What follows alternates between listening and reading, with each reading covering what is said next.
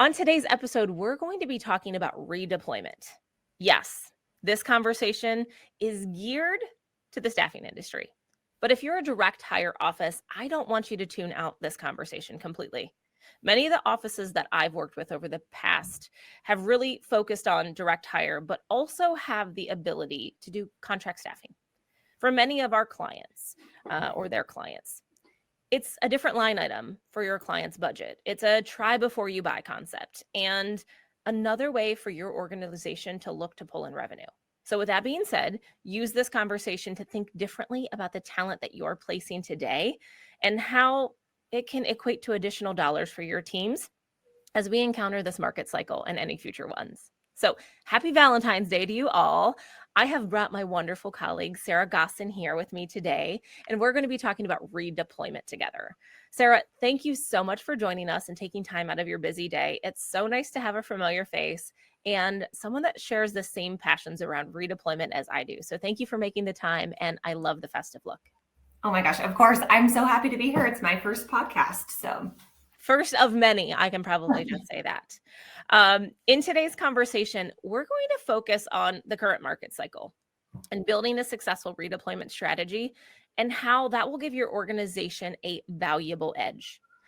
By redeploying workers, you can make the most out of your investment in sourcing, screening, and establishing relationships with candidates who already have proven their hireability within your organization. Therefore, you can decrease your time and cost to fill, increase brand awareness and candidate experience, all while increasing your revenues. So, in my experience with dozens of offices across the United States, firms struggle to retain and redeploy contingent workers. Redeployment can oftentimes be put on a back burner due to lack of time or lack of resources, or simply not executed well because of lack of tools and measurement. So today's episode, we're going to probably uncover where many organizations go wrong when focusing on redeployment and how to develop a thriving strategy for your organization, all while ensuring your tech stack can support your process and initiatives to unlock success for your teams. So for those of you in today's live event, we will actually be providing a checklist for redeployment around our conversation today. And those of you listening to the podcast, you will be able to find that in the show notes as well. So before we get started and dive into all the details with Sarah, I want to take a quick poll. You know me and my polls, or two polls. I promise there'll only be two today. But I want you to get your mice ready. Katie, do you have our polls up and ready? My first question to you guys today is, as we talk about redeployment rates, do you know what your redeployment rate is today in your organization? It might be yes, you track that metric. Maybe we track it, but you don't really focus on it a lot, or maybe you don't track it at all. And that's okay. And the first step is really understanding where you're starting in this process today. Okay, I think the verdict's in. Majority of this audience doesn't track your metrics, and that is okay. My question to you is, how do you know how a failure to redeploy talent affects your firm's bottom line? And do you truly know your cost per hire? Now, you're not alone. So many staffing firms are missing out on growth potential of redeployment. There is research that shows that staffing firms fail to redeploy between 70 and 95% of their talent, meaning contractors often only complete a single contract, only one. Now, if your organization just increased their redeployment rate, they could have a significant impact on the firm's bottom line. And that's what's important to you as operations leaders. Doubling redeployment alone can increase your revenue by 20%. So, however, you're going to hear in today's episode, leveraging technology is critical for the success of this process. With our market shift and tightening of our talent pipeline, prioritizing redeployment and exploring technologies that can help you better engage with your contractors and your contingent workforce is a must. All right, Sarah, I'm off my soapbox. So before we dive into our topic of redeployment and what you've seen firsthand, let's first talk to our listeners a little bit about you, who you are, here with Crelate, but also your experience BC before Crelate, who you were, what you did, and why you're so passionate about this topic of redeployment. Oh my gosh, of course. So I'm Sarah. So nice to be here today. I'm our Director of Product at Crelate. So I own our strategic roadmap, and my team is in charge of bringing all of our features to life for all of you. So I'm very passionate about this. Before I came to Crelate, I was a VP at a staffing agency. So we focused primarily on temp staffing with a direct hire side of our business. And I'm an operations nerd, okay? Like I'm a process person. I know all about timekeeping and payroll and invoicing. And this topic of redeployment is something that I'm passionate about because it directly affects your bottom line, right? And so it's pretty cool when I look at where I've been and now being here because I get to help build products that I would have used as a user, like all of you, right? And so I have all these pain points that I know I've experienced, and now getting to lead a team to really think like the end user. Oh my gosh, there's really nothing better. I love that. That's going to be such valuable insight to our audience. So I love, and I can't wait to dive into more of this. So if you're ready, I've got my questions ready. You ready? Let's go. Awesome. So let's talk about the biggest challenges you've seen with redeployment. Now, I want you to take any of these questions as a two-part question. Number one, what you saw when you were a VP running in the trenches with your teams, but then what you see differently now running a product team. So talk about redeployment and the challenges that you've seen across the board. Yeah, of course. So I feel like the challenges, there's so many, and you mentioned so many in your opening spiel, but here's the deal. There's two that I see that no matter what I think about, it always boils down to this. One, we're just not doing it. Literally. We see that in the poll. We see it in the poll. There was not a single person here that answered that poll that said they know what their redeployment rate is, right? And that's the biggest thing. And then the second thing is that even that people that do it, right? It is a task and it's not a program, right? The way that they're tackling it is reactive and not proactive. And I'm hoping we'll get into some details about the differences and all of that. But overall, we're just not doing it. And that's fair. Now, when you ran your desk, were you actively measuring redeployment? Is that something that you actively did? Hindsight, maybe I should have did it better. Any thoughts behind that? Yeah, for sure. I was not perfect, and my team was not perfect at this. Okay. So I am not preaching from I've been there and been amazing at it, but I'll tell you what, when we did nail it, it was the best feeling. And just when you look at that process, right, of getting your candidates and all the steps that you go through, right? Like just to take a little journey, you get your job, right? You're posting a job. You hope people apply. Once they apply, right, you're screening them, you're interviewing them. Hopefully they do a good job, right? Then your client has to like them. Then on top of that, they have to get through onboarding. And we all know, those of you in temp staffing, we all know that not everyone gets through onboarding, right? Or a background check or a drug screen. And then they have to get to work, right? And then they have to do a good job. And then you have to pay them in log time. Like when you think about this, and that's what I did, right? When I took a step back and I looked at how hard it is to get someone from rec to check, it is worth it to put your time in redeployment because you skip the first 15 steps. So. Absolutely. Not only are you saving time, you're saving your resources to work on other things that you can continue to bring in revenue. We'll talk about onboarding and the cost of that, I'm sure, later. We can go into this. But you mentioned something. It's initially the start. So this first step in this process is really setting the groundwork of this process of redeployment. So your organizations measure redeployment. So actually, most of us don't. So for those of them who are not measuring redeployment, Sarah, how does one ensure that they even start this process? How do they ensure their systems are set up to capture these metrics? Where does someone start if they're looking at redeployment to say, I need to do this? That's such a good question. So ultimately, the first thing lies with all of you, and it's commitment. You have to commit to making redeployment something that you're focused on, because otherwise it becomes a task and it becomes an afterthought. So no matter what, you've got to commit first. Secondly, what I would encourage everyone to do when you're thinking about starting this process is whiteboard it, right? Whiteboard every possible thing you could think of, right? Like, oh, I should reach out to them 30 days before their assignment ends. What about 60 days? How would I reach out to them? Would it be text or email or call? How do I start marketing these people to other jobs, right? So you got to have that discovery and that whiteboarding session and make it raw, right? It doesn't have to be perfect, but you've got to start. And then once you get that, then you have to look to your technology to help bring that process to life. I love that. It's establishing the process, what I want it to do, but what do I want it to look like? How do I want that candidate to, how do I want their candidate experience to be? What do I think good looks like for us if we're talking redeployment? I'm sure that's something that you saw, and is that something that was established within your organization, or did you help really mold your redeployment strategy whenever you were in the field? Yeah. So when you think about redeployment, right, it is not a one size fits all. This is constantly changing and evolving and growing with your business, right? And so sometimes you think, I'm going to Google it and I'm going to say, oh, talk to me about redeployment. And it doesn't work like that. So I think what I really challenged my people with, and when I look back at building out this process, you've got to think about your candidate base, right?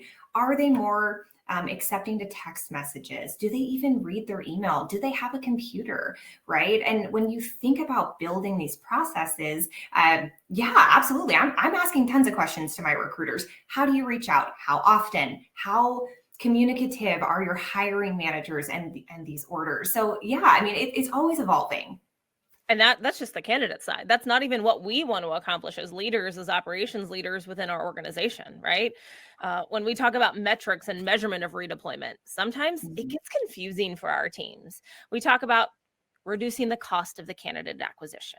We talk about time to fill. We talk about increasing revenue. We talk about increasing retention. Heck, if we talk about the client side, you can continue to develop key accounts on the client side. You can reduce job board cost out of this. And that's something that most people probably don't think through, to say your job board cost actually correlate with your redeployment strategy. So can you discuss the goals and metrics that you had to measure for success for your staffing organizations and operations? I'm not saying like the nitty gritty, the numbers per se, but what were the things that you knew, yes, our redeployment strategy is successful because we're measuring? Was it 2 things? Was it 3 things? Was it 10? And hopefully it's not 10, because it's not 10. I'm not going to write a book for you guys today. But I would say there's definitely a couple of things.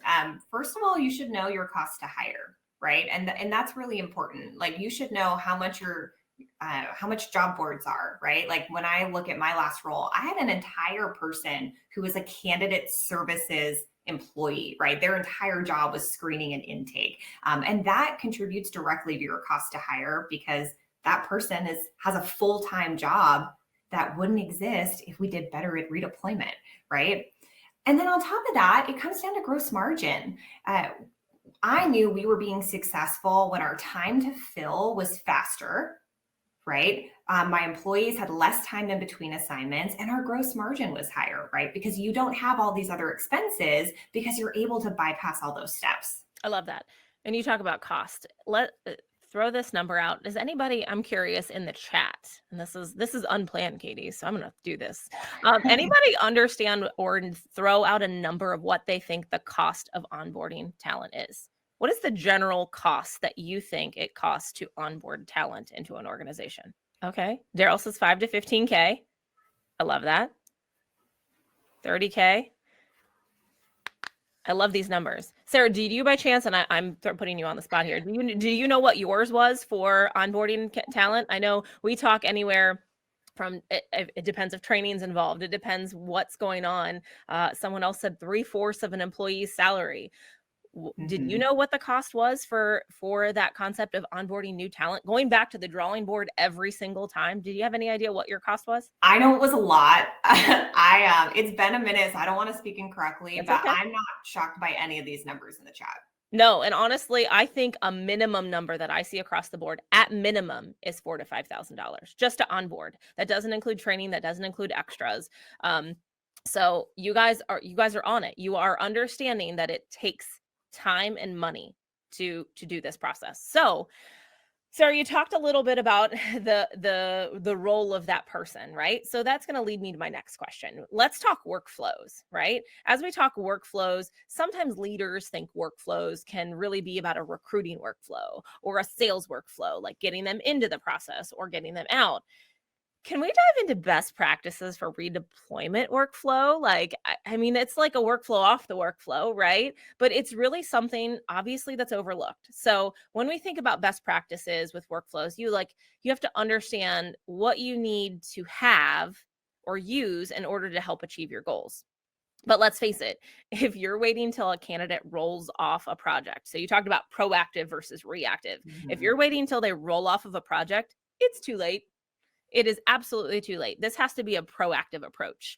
I know when I was running a desk, it was with Microsoft Consulting Services, and these people were looking for a job 2 months before their assignment ended. So, when you think of workflows, like, what does this have to be? You talked about the type. So, okay, understanding is the people that I'm reaching out to. Should I text? Should I email them? But do you have any insights of cadence? Like, how soon is too soon to reach out to somebody and how late is too late? Yeah, for sure. So again, I'm going to say everything is very industry specific, right? If you're looking at like a true temp staff, 680-hour or 520-hour assignment, 30 days is pretty golden, right? You want to start at 30 days. That gives enough time to market them out, right? So in my example, we did a lot of non-clinical healthcare, call center, administrative work.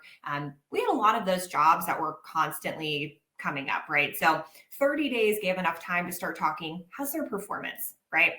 How are they doing? Are they interested in continuing to work? And it's normally a few reach outs, right? It's not just the first one. It takes 2, 3, sometimes 4 to really nail everything down.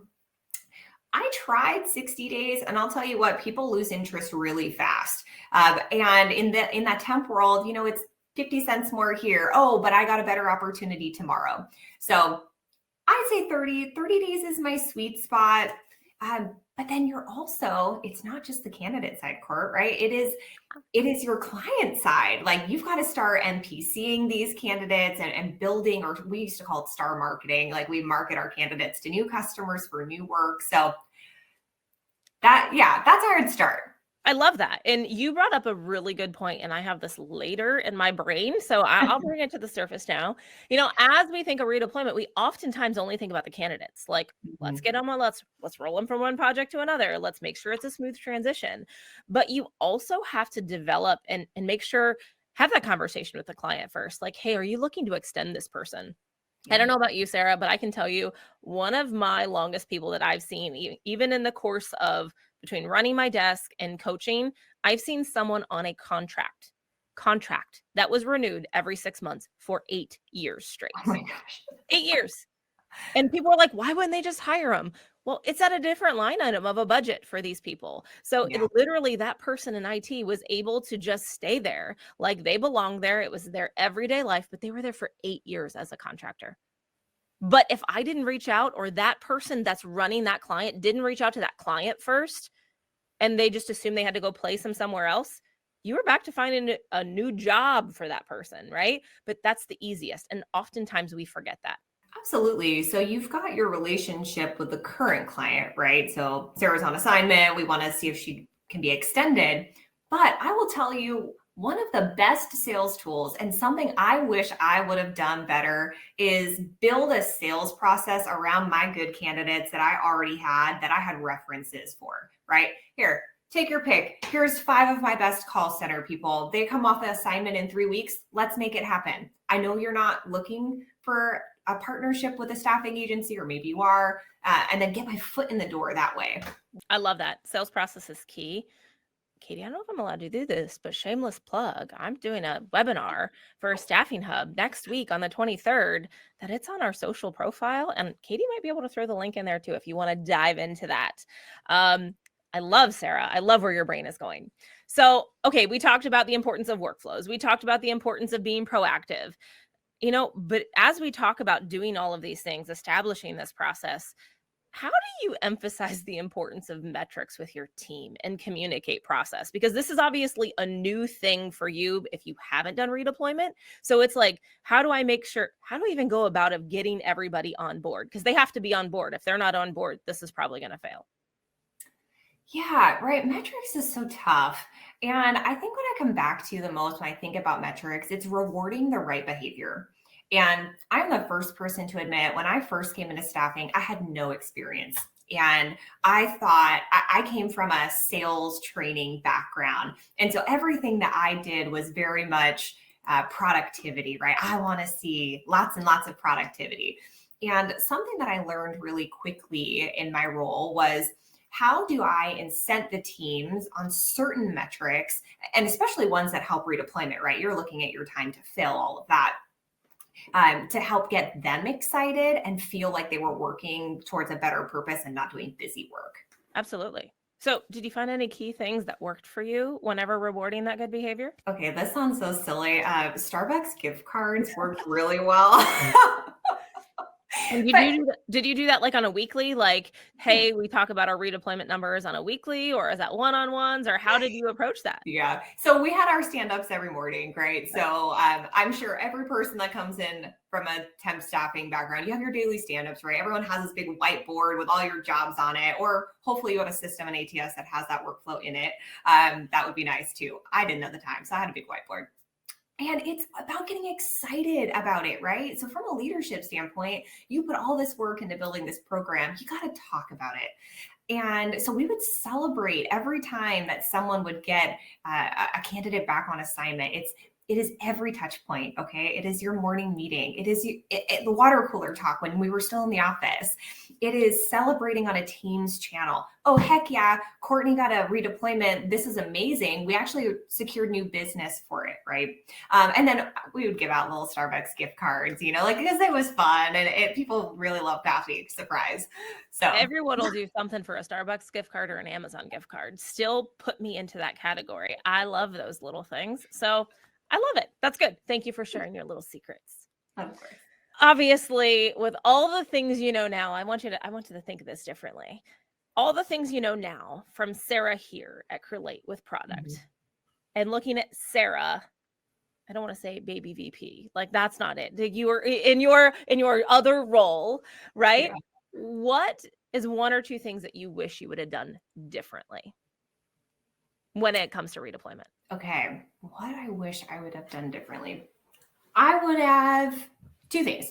I would have treated it as more of a program, because even though I talked about it, I was still so reactive and I never got ahead of it. So there was wins and we would get momentum, we'd fall back, we'd get momentum. So I think making it that true program that everyone's bought in, you're consistent. It's the consistency. The second part, I wish I would have been able to use technology better to help support my redeployment focuses, because everything we did was pretty manual. I mean, we had Excel spreadsheets and we were remembering people coming off assignment. I know that sounds terrible, a few years ago, but yeah, I would have used tech more. And that's a really good concept. We always say, for that, we want to be able to tell our teams what's going on in case someone we don't want to say hit by a bus, but in case they win the lottery and they get to go in their life, right? But if it didn't happen in your ATS, then how do you know that it even happened? We talk about that very frequently here. So I love that. It really comes down to not only making sure they know in the beginning, like those lunch and learns, those educational videos, those SOPs, those mentorship programs, but continuing to make sure that conversation doesn't fall off. It's in your morning meetings. It's in your coaching appointments. It's in being able to navigate your metrics backwards to say, we need to be better at this. When we're better at this, we get this result. We get more revenue. We get a better bottom line, whatever that might be, but we have to make sure it's first and foremost in our brains. So I'm going to switch into a different little bucket of questions. So I'm really thinking, we talked a smidge about it in the last topic, but really the idea of candidate and client experience. So talk to me about relationship building when it comes to candidates with redeployment. I've seen firsthand running to desk and coaching people. If there isn't a good experience with your company, candidates are less likely to choose your company for a new opportunity or the next opportunity. So, number one, I guess, do you feel that that experience matters? And then how do you prioritize improving the candidate experience in your staffing organizations? Court, you took the words out of my mouth. We're in a people business.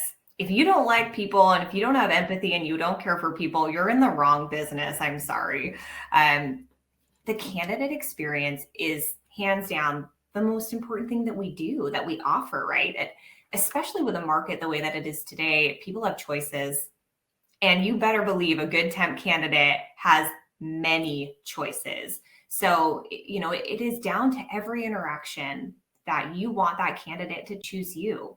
And when we think about redeployment, it's about caring about your people. It is not just how do we save money? How do we, make our time to hire faster? It is, hey, I've built a relationship with Kortney and I really care about her. I want to get her back on assignment. I want to know that Mondays are hard for her to work at 7:30 a.m. because she takes her kids to school. So I'm going to make sure that I suggest jobs that start at 8, right? Like it is such a people business. So I love that you brought that up. That's so important.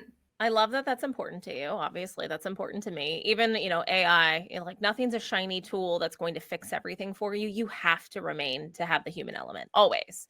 So from your perspective with operations and how much you nerd out on it, how would you evaluate the candidate experience and identify areas of improvement for your processes?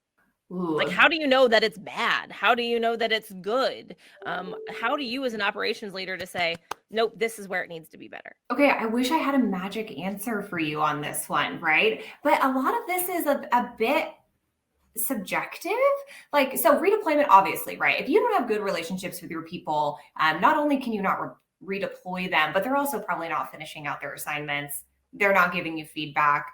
Your clients feel it too, right? Because if you don't have good relationships with your candidates, what if you have no shows? What if someone's late? So there's this air in an office, right? Where you feel it. You can feel when you've messed up or if you don't have that good candidate engagement. So I wish that there was like some silver bullet that you could see that would help you with this. But redeployment rates for sure. How often are your people finishing their full assignments and getting hired as well, right? Like I saw someone in the chat that said a lot of their candidates, they get hired. That's the goal, right? I mean, we wouldn't really be talking about redeployment if you could get your people hired all the time, right? Absolutely. Absolutely. I love that. And I think there's some good questions coming in. So I'm going to keep going to my next question. It's good. Yeah.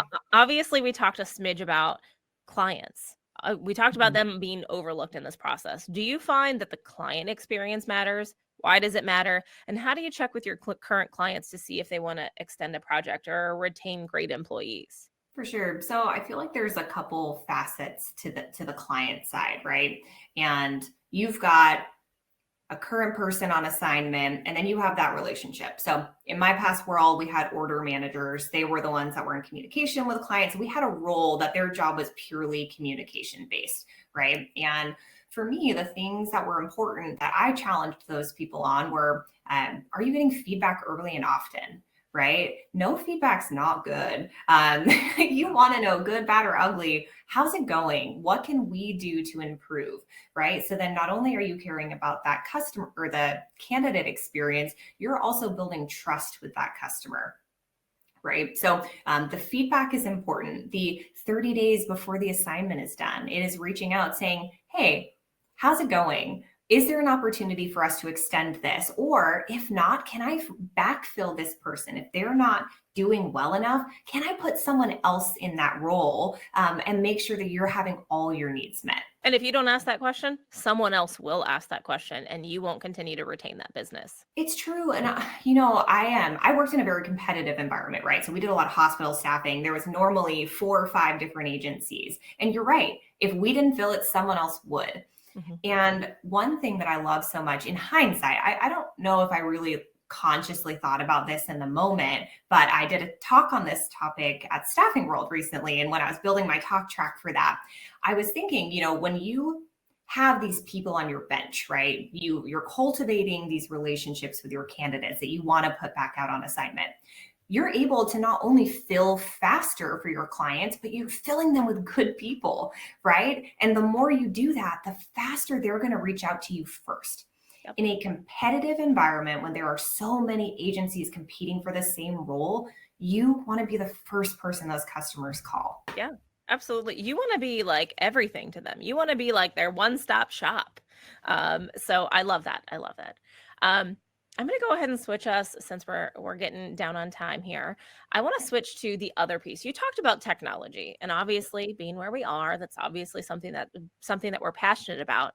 But let's talk about that. And can you explain the role that technology played in your process for qualifying and rehiring good candidates? Yeah, this is going to be what I wish it would have done, because it didn't.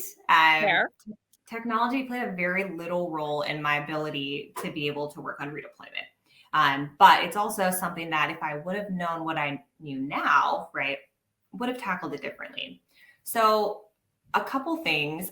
I wish I would have had insight into when people were ending assignment, sooner, right? In-app notifications, or, a report that was generated and emailed to me on Monday mornings. Here's everyone that's ending soon, right? I wish I would have had something like that. I managed that in an Excel spreadsheet. My recruiters managed that in an Excel spreadsheet. It was not pretty. But that would be one thing I would look at. Another piece of technology is really just helping automate a little bit. And I want to say automate with a caveat, okay? Technology is not the end all be all for making your redeployment processes work, right? And Corey, you and I were talking about this earlier. People often think, oh, I'm going to buy all this technology and then I'm going to be really good at redeployment. No, if your process sucks, your redeployment is going to suck, right? It's like putting lipstick on a pig. It doesn't work. It's like still a pig. So you've got to focus on your process first and then use the technology to just take you one step further and to bring that process to life. It accelerates your success. It doesn't make your success. Absolutely. I mean, you think about it, right? You've got a huge call center project. I'm going to use that because that's my world. I have 150 people on assignment. I know they all end in a month, in 30 days. So what if I could use technology to throw them in a journey or in a sequence, whatever you call it, and I can automate that first reach out. Hey, I know your assignment's ending in a month. Let's chat. I'd love to put you back to work, right? You've just automated a process that you've already put in place. I already knew 30 days before the end of assignment, I wanted to reach out, but I'm going to use my technology to help me with that, to automate that initial reach out. So essentially what you're telling me is you set up your system to do it for you. So your teams aren't getting lost in the day-to-day to figure out what their to-dos are for the day, that they have to go send that email or send that text message. It's just going to happen where we then can be reactive to what their response is, right? Absolutely. Focus your time on what matters most, right? Don't write out 100 individual emails. Let technology do that for you. But you better believe when they respond, you get to be the people element, right? And that's the fun part of the job. Absolutely. Love that. So obviously that's going to help with retention because they're not going to get lost by the wayside. The running joke that I've always had as I've coached over the years is the number one complaint about recruiters is they call too often. Whenever they want something, they call us endlessly. Call, email, text, call, email, text. Okay, I finally answer them. But guess what? The number two complaint is they never call me back when I need them. So what you're telling me is we can solve that second half of that complaint and we can be forefront of mind just by keeping the retention there by automations and technologies. Yes. I mean, come on. We're all smart people here. But if you're relying on your brain to remember when and what and how, you're working too hard. God bless America. As I get older, I can't remember anything. 2 kids does that to you in a busy schedule. So I love that. So talk to me. Can you discuss in ways which you leverage technology besides automation? Is there anything else besides automation to improve staffing operations? Is there anything else outside that as you're thinking from this side of things to say, oh yeah, there's this one other thing? Yeah, reporting is key. We talk about reporting a lot. And not only is it just reporting, right? Reporting can be this huge thing. You need to be able to get the data out of your system or see it in a way that makes sense, that's digestible. So I would say, like, even the ability to schedule reports, why not get that report to your inbox Monday morning? That's huge for operations leaders on this call. That's literally, if I don't necessarily know. I know as the offices that I've worked at with the past, they didn't even know that they could get the automation or the report, number one, or it was so convoluted to try to find the report. Only the certain one person in the office that had access to that they could pull the report. It's like, it was a full-time job. Well, and then Susie's sick on Monday, doesn't get the report. Then you have a week that you don't have redeployment numbers. Like, I get it. I love that. That speaks the way to my heart. Absolutely. So we talked about those automatic reports to keep your, those can even go to your teams, right? You can automate those not only to go to you as a staffing leader, but you can have redeployment. If you have 52 people on project, you can individually get a report. So it's not just on you as an operations leader. You can just better set your teams up for success to get that information as too, right? Absolutely. Yeah. I love it.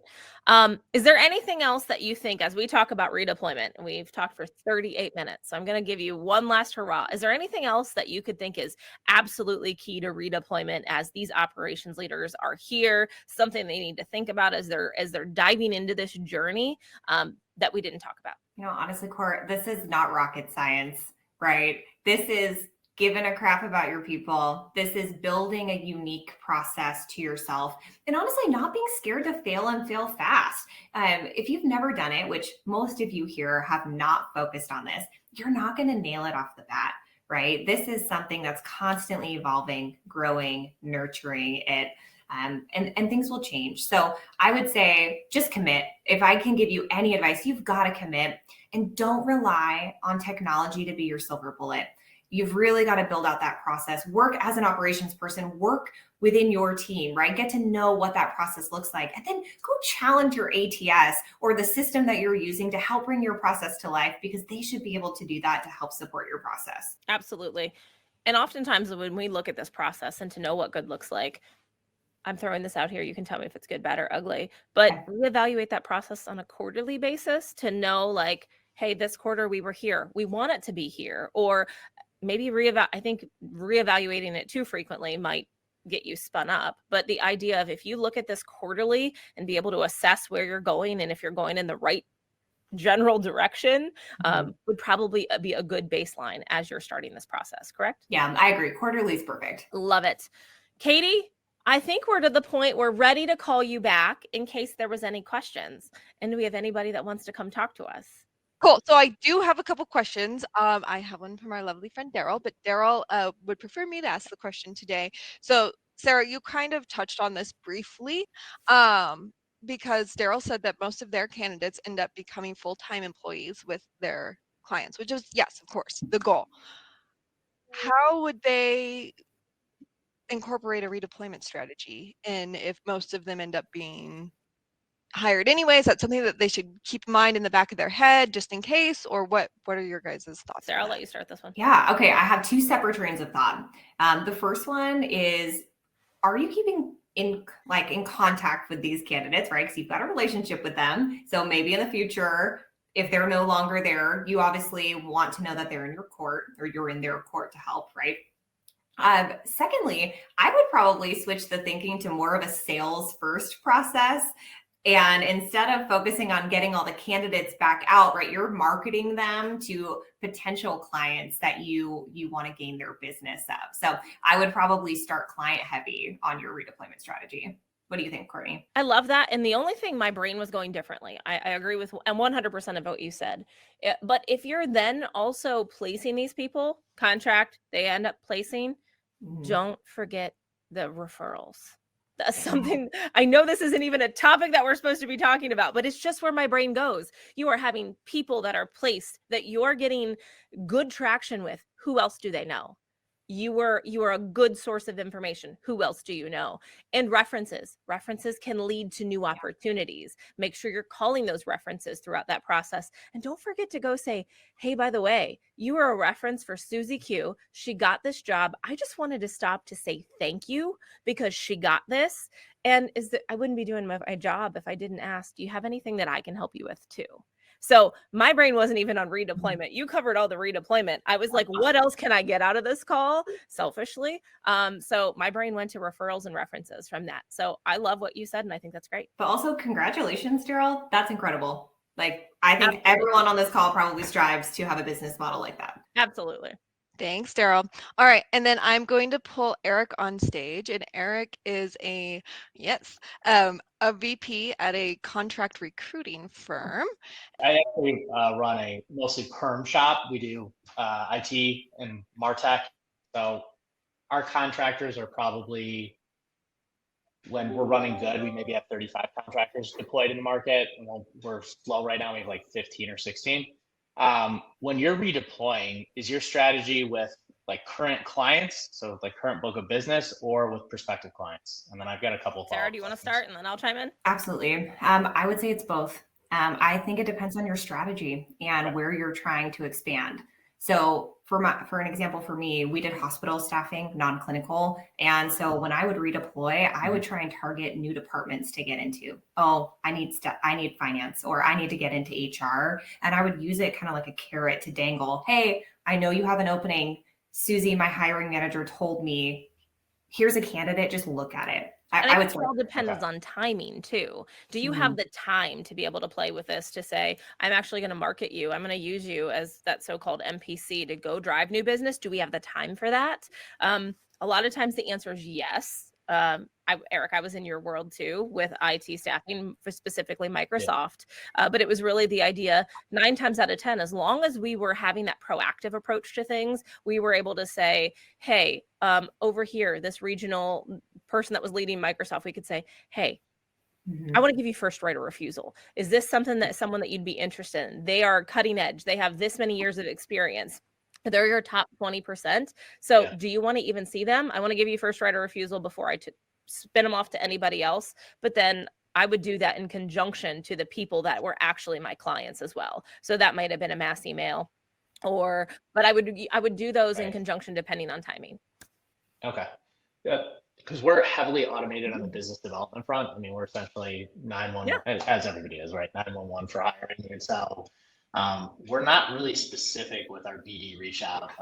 Like we just say we do tech and MarTech. We're heavy perm, do some contract. A lot of our contract is contract to hire, like Daryl's company. So a lot of our contractors do get hired, but we definitely do not take advantage of redeployment. But part of the reason why is like I've got a contractor that's a Power BI developer, I've got a Salesforce developer, I've got an architect, and so then like our business development process has to become more manual because we got to look for people that are hiring for those types of roles, right? You're not just randomly reaching out to like prospective clients saying, hey, do you need a Power BI developer, or are you doing that? Sarah, do you want to chime in on that? Like my opinion is I'm just thinking lists, tags, making sure as you're putting that stuff in your system, that's for first and foremost, even if it's a prospect, to make sure we're able to differentiate, like who do we need to reach out to and why do we need to reach out to them? Sarah, any other thoughts? I'm just thinking from personal experience, I would always take these candidates and give them to my marketing team. And I'd say, hey, go do a weekly star marketing campaign is what we called it, right?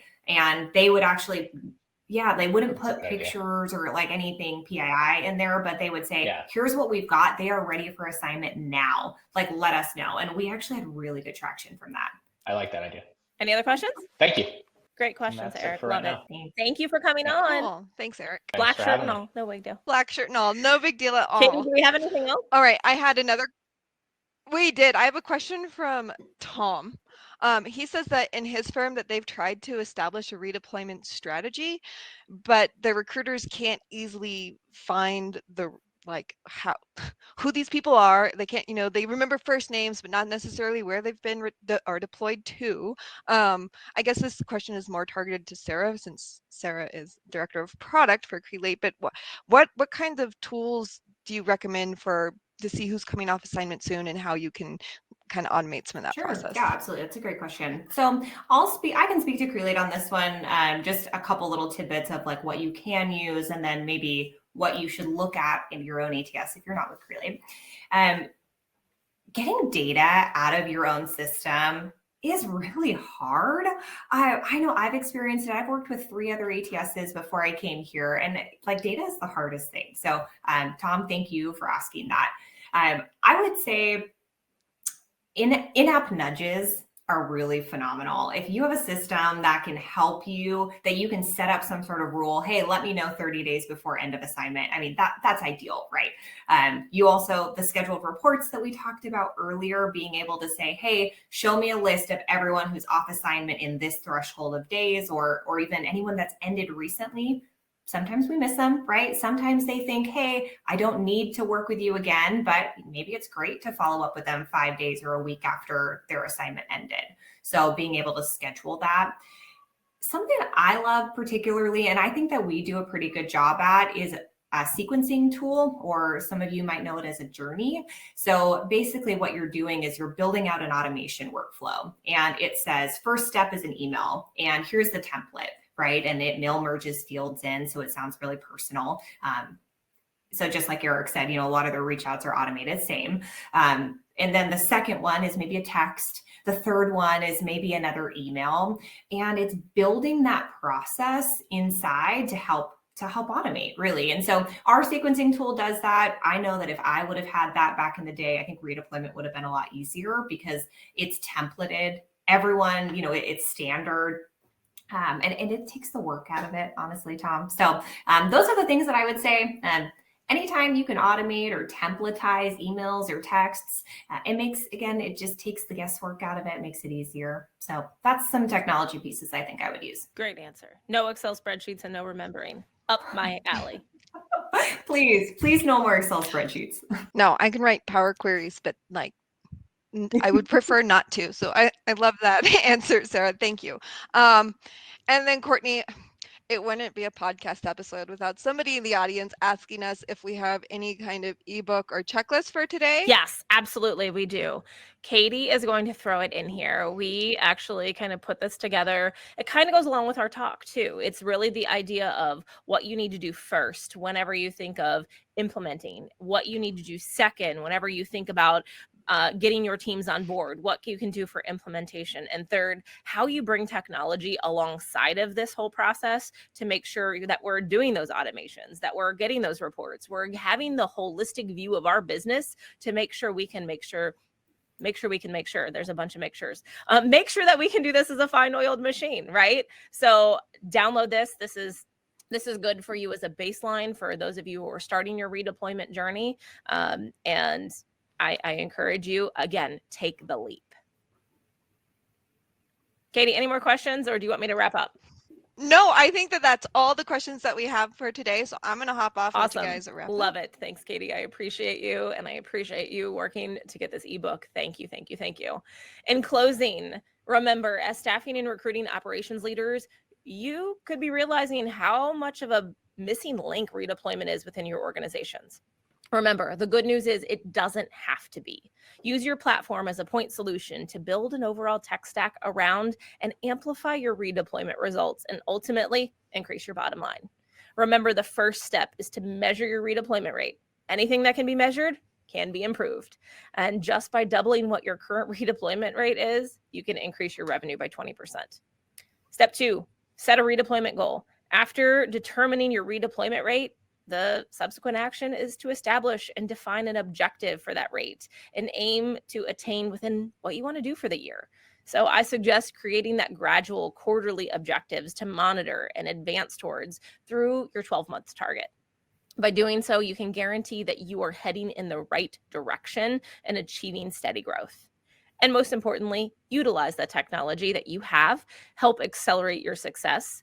The right talent platform can help staffing firms engage with their talent throughout the life cycle of the contingent workforce, from recruiting to redeployment, and keep them engaged through the entire process.